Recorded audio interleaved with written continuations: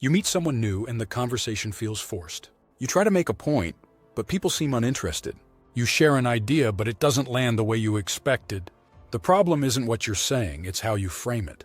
Every conversation has two layers, the information being shared and the way it's being presented. Some people have a way of making even the most ordinary stories sound fascinating, while others struggle to hold attention. This is because they know how to frame their words in a way that creates engagement, curiosity, and emotional connection. Imagine sitting in a meeting where someone says, "I have a suggestion." Now imagine another person says, "I think I have an idea that could completely change how we do this." The first statement sounds neutral. The second immediately makes people curious. The actual idea might be the same, but the way it is introduced changes how people emotionally receive it. Framing works because the human brain processes information based on context, contrast, and expectation.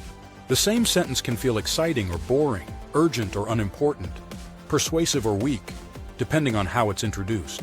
A great communicator understands that words alone don't create impact.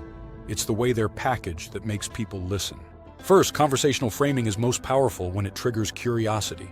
People are naturally drawn to what feels exclusive, unknown, or unexpected. Instead of saying, "There's a study that shows why people procrastinate," say, "There's one psychological reason behind procrastination that almost nobody talks about." The second version makes people lean in because they feel like they're about to hear something valuable that others don't know. Second, framing becomes even more effective when it uses contrast. The brain processes information by comparing differences rather than evaluating things in isolation.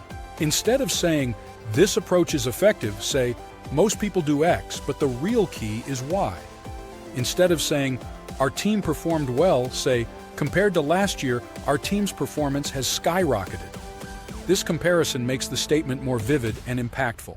A conversation also becomes instantly more engaging when it includes storytelling instead of dry facts. Instead of saying, "I read something interesting about negotiation," say, "You won't believe what happened in a negotiation experiment I read about." This slight shift in wording turns a statement into an unfolding story, making people naturally want to hear more. Another way to make conversations magnetic is by framing information as a question rather than a statement. Instead of saying, "This technique improves memory," say, "What if I told you there's a simple trick to improving memory that takes less than 5 minutes a day?" The human brain is wired to seek answers, so phrasing things as intriguing questions naturally draws people in. A mistake many people make is assuming that communication is just about transferring information. In reality, effective communication is about creating an experience for the listener. People remember how you made them feel more than the details of what you said. Instead of saying, "That movie was good," say, "That movie had a twist I never saw coming. It completely changed the way I saw the main character." The second statement makes the listener emotionally invested in what you're saying. Another overlooked aspect of framing is the use of expectation priming. If you tell someone, "I'm going to share something really important with you," they are more likely to pay attention and retain what you say. This technique is used in public speaking all the time. A speaker might say, "What I'm about to tell you changed my life," before sharing a simple lesson. The lesson itself might be basic, but because it was framed as life-changing, people interpret it with more emotional weight.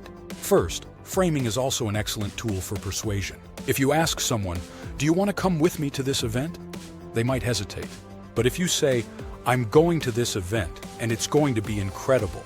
Do you want to join?" The second version assumes they are already interested, making them more likely to say yes. This subtle psychological shift makes acceptance feel like the natural response. Second, the way you frame even negative statements can change how they are received. Instead of saying, "I can't make it today," say, "I'd love to, but I'm caught up with something. Let's find another time soon." Instead of saying, "I don't agree with you," say, "I see where you're coming from, but I think there's another perspective to consider." These small changes reduce resistance and make conversations smoother. First, one of the best ways to improve conversational framing is by observing great speakers. Watch how TED Talk presenters introduce ideas. They rarely start with dry facts. They start with bold statements, intriguing questions, or unexpected stories. This isn't accidental. It's a deliberate framing strategy to capture attention immediately. Second, practice reframing ordinary statements in daily life. Instead of saying, "I had a bad day," say, "Today was challenging, but I learned something from it. Instead of saying, that meeting was long, say, that meeting had a lot to unpack. These small shifts in language shape the way both you and others interpret experiences. Conversational framing isn't just about making your words sound more interesting. It's about shaping how people emotionally interpret and remember your message. People don't remember facts, they remember how those facts made them feel.